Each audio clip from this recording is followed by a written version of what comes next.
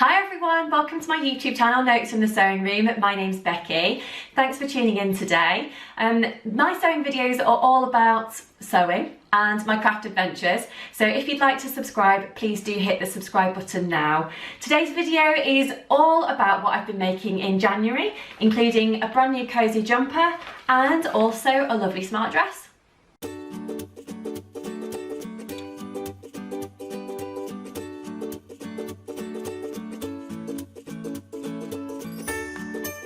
Well, I hope you've had a great week, whatever you've been doing, and you've managed to fit in a little bit of sewing time. I do always love to hear what you've been making, you know, so please do leave me a message below and let me know what you've been working on, because I think that always inspires me to try new things, and I know you sometimes give me ideas as well of things that I can try in the future, so I always really appreciate that. So I've got a couple of different things to show you today.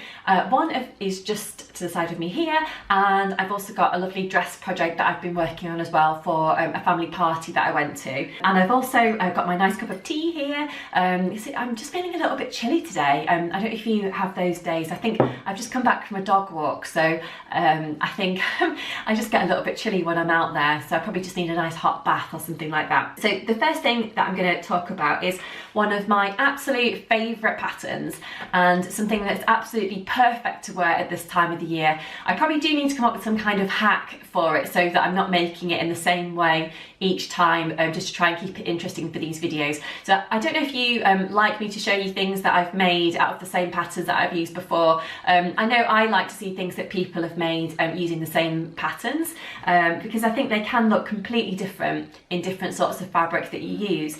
So the pattern that I'm talking about is actually the Grainline Linden sweatshirt. So there's actually two different versions of the pattern to make. I'll just hold that up to the screen so you can see it if you're unfamiliar with it. It's a really easy pattern to do. It's perfect if you're a beginner and you've not got a lot of sewing experience. You can make a shorter sleeve version, I think that one's a little bit cropped, or you can make the long sleeve version. Now I've actually made a couple of alterations to my version of the Linden based on my previous experience, let's say, of using this particular pattern. Now I actually made the long sleeve version that's actually the longer bodice. However, I think because I'm quite tall, I'm 5'10", it was still a little bit short for my liking, so I've actually added 5 centimetres onto the actual length, and then I've just added the bottom hemband on there as described in the actual pattern instructions. Also, I found with the size that I cut out, I think I cut out the size 4 in the body measurements, that the arms were slightly on the tight side for me. So what I decided to do is just add another ½ centimetre or was it a centimetre? I think it might have been a centimetre actually, onto each of the length of the arms when I was actually cutting out the pattern pieces. So that just makes it a little bit more comfortable for me, particularly if I do want to wear a long sleeve t-shirt top underneath. Although quite often, to be honest, I do tend to wear little t-shirts like this one that I'm wearing today underneath there. For those of you that are interested, this is actually a Coco top by Tilly and the Buttons. I've actually just shortened the sleeves and made it out of a viscose fabric rather than a Ponte Roma fabric or another heavier weight jersey, but I think it works quite well actually in this kind of more floaty fabric. I made this top, oh, I don't know, maybe a couple of years ago, something like that, but it's still going strong. I think I got the fabric from Guthrie and Garney on one of the Sew Brom meetups, so definitely not the last one, so maybe the one before that. So I think it was just a remnant. I just got about 1 metre of it and I made this lovely little t-shirt top. So I don't know about you, but I love looking in remnants baskets and just finding any kind of little bargain in there. So yeah, the Linden sweatshirt, it is one of my all-time favourites. It's so comfortable, it's so wearable. You can wear it with jeans, you can wear it with skirts, pretty much any kind of casual occasion. It's really great. So I actually made it out of a lovely kind of sweatshirty type fabric. It is a lightweight sweatshirt fabric, I must say. I got it from Crafty Sew and So in Leicester on the recent Sew Leicester meetup that I went to. I was actually inspired to buy this fabric because my friend Becky from So Little Sparrow had actually got some. She'd made a lovely sweatshirt out of it. I don't think she used the Linden, I think she used a different pattern, but can't quite remember off the top of my head which one it was. But it looked absolutely gorgeous, so I just just decided I wanted my own sweatshirt made up in this same fabric. And I think I was just quite lucky because I'd only got a little bit left on the roll when I got to Crafty Sew and So. So I actually bought 1.5 meters of it, and I've got a little bit left. So I think perhaps if I made a Seller hoodie or something like that, that I would be able to maybe line the hood and maybe do the cuffs out of this fabric as well. So I was quite pleased with that. But it's a beautiful fabric to work with. It also washed really well. I didn't notice any shrinkage in the wash either. As far as I know, there was no colour running in the wash either, which is always a plus.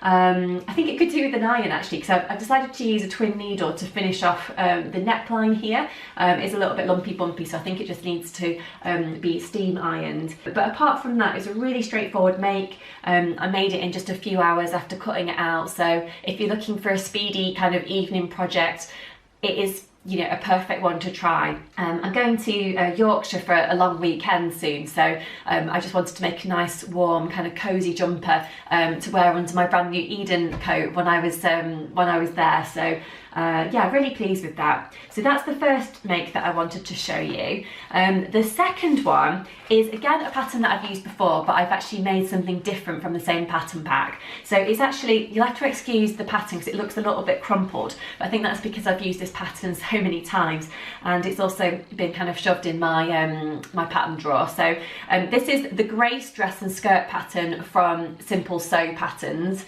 The skirt version I've made a few times. I made it in a lovely kind of poppy print fabric over the summer, which is a lightweight cotton, and I've also made it in a more heavyweight denim fabric as well.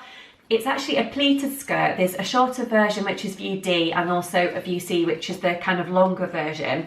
Both are absolutely lovely. I decided to go for a kind of in-betweeny length when I made the skirt, so somewhere between view C and view D. I didn't want it to be very long, but I also didn't want it to be too short either, particularly with it being pleated. So the versions that I've made are around knee length on me, which is perfect, but it just depends on, you know, the length that you like and that kind of thing. This time, however, I decided to go for view B of the pattern, which is a lovely nicely fitted dress pattern. So it's got a lovely kind of darted bodice with kind of thinner straps, which I'll show you in a second. It's got a kind of tummy band, and then it goes down into the pleated fabric. So I decided to make my version, I'll just move my tea out of the way, out of an absolutely lovely fabric, which is a scuba. So here it is. This is my dress pattern. As you can see, I decided to go for the scoop neck, which is absolutely lovely. One thing that I would say, if you are going to make this version of the dress, the pattern piece is not actually quite right for view B of the pattern. Basically, the actual shoulder area is too narrow on, I think it was the front of the bodice, to actually match up properly to the back of the bodice. So it's something that was pointed out to me by another sewer. I don't know if it was on YouTube or on Instagram, I can't quite remember now, but whoever it was, thank you so much for telling me about it, because it did make me watch out for it when I was actually cutting out this project. I just basically added a little bit of extra pattern paper to the section that I'm talking about and stuck it down with sticky tape, and then just made sure that it was the same width as the back of the shoulder before I actually cut out my fabric, and that worked perfectly. So that's just a little tip of something to look out for. There's actually also a cap sleeve version of the dress if you wanted to try that one. I kind of got that on my make list, but I'll get to it when I do. This scuba fabric was gifted to me by Minerva online, and it's absolutely lovely. The best thing about scuba, if you've not worked with it, is that it doesn't need ironing, so that's a real winner in my book. But yeah, I was gifted the fabric in exchange for a blog review, which will be online on the Minerva website soon. I always give honest feedback in my reviews. I never say that I like something if I don't, but I do love this fabric. It was so easy to work with, it's so comfortable to wear, you know, it kind of fits to your body, if you know what I mean. So even though it is a kind of fitted bodice, I decided to go for the size 10 bodice and add it onto the size 10 skirt, so I don't think I made any kind of fitting adjustments, but it was fine.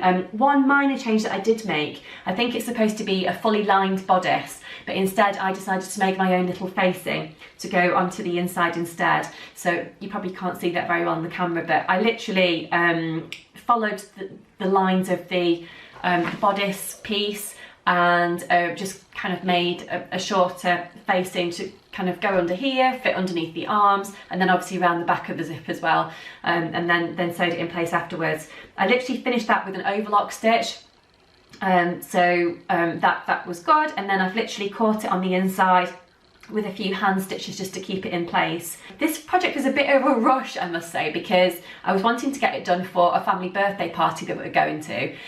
So I worked on it probably 20-30 minutes each evening over the course of a week to try and get it done. So I suppose it is a relatively quick dress project to make. It's just that I was doing it over short bursts of time to try and get it finished for a party.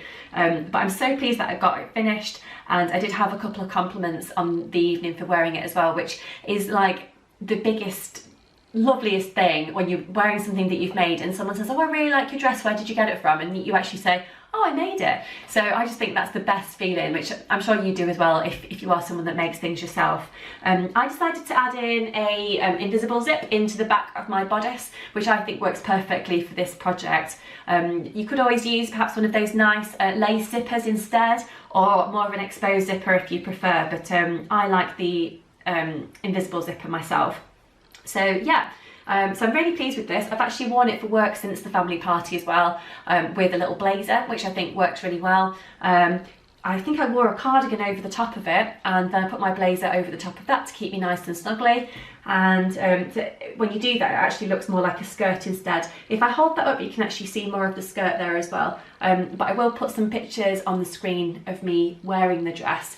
This pattern, the Grace dress, is definitely a winner for me, and I'm sure I'll definitely make it again in the future. And even though scuba is not advised as a material to actually use in the pattern instructions, I personally think it works perfectly. That's what I've been making over the last few weeks, apart from my lovely Tilly in the Buttons Eden coat, which I'm not sure if you saw my previous video, but I themed that video all around my my latest Eden coat project. So if you are interested in that, then do click back and have a look at my previous video. But in terms of other plans that I've got coming up in the future, I will be talking about those in my next video. So please do tune in for that one. But I hope you've enjoyed watching today and learning about some of the things that I've been making over the last few weeks. And I'd love to hear what you're making, as I said earlier in this video, so please do leave me a comment below.